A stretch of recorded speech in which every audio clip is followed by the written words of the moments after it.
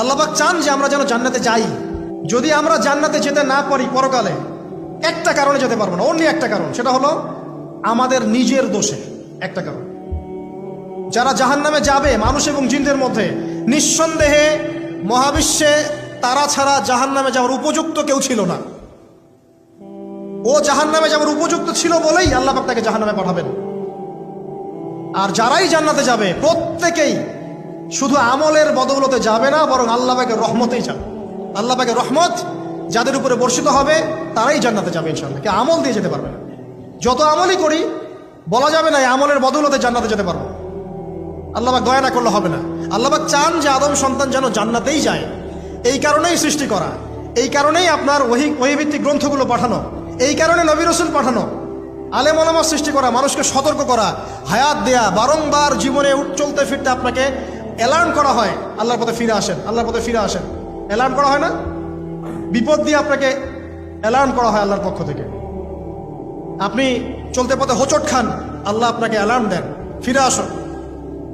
চলছেন বিপথে, আল্লাহ পাকে অ্যালার্ম দেন, ফিরে আসো। আল্লাহ পাকের পক্ষ থেকে কিন্তু এগুলো আসে।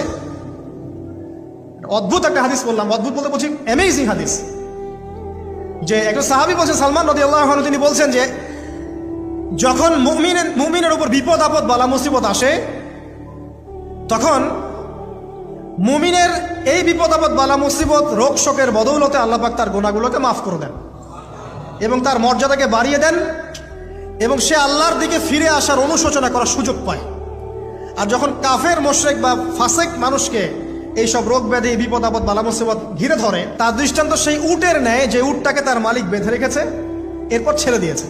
সে উটটা বুঝতে পারলো না কেন তার মালিক তাকে বেঁধে রাখলো আর কেনই বা তাকে ছেড়ে দিল। কথাটা কি বুঝতে পারছেন? যারা আল্লাহ দ্রোহী, তাদের উপর যখন বিপদ আপদ বালা মুসিবত আসতে থাকে, তারা বুঝে না যে কি জন্য আসলো আর কেন চলে গেল। কিন্তু মুমিন ব্যক্তি যারা মুসলিম, আল্লাহর অনুগত, তাদের বিষয়টা হচ্ছে এমন, বিপদ আপদ বালা মুসিবত রোগ ব্যাধি তাদেরকে আল্লাহর দিকে ফিরিয়ে নিয়ে আসবে ইনশাআল্লাহ।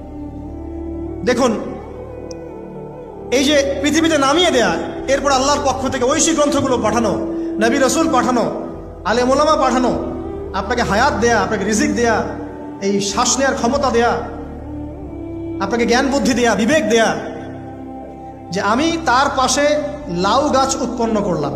কোন গাছ?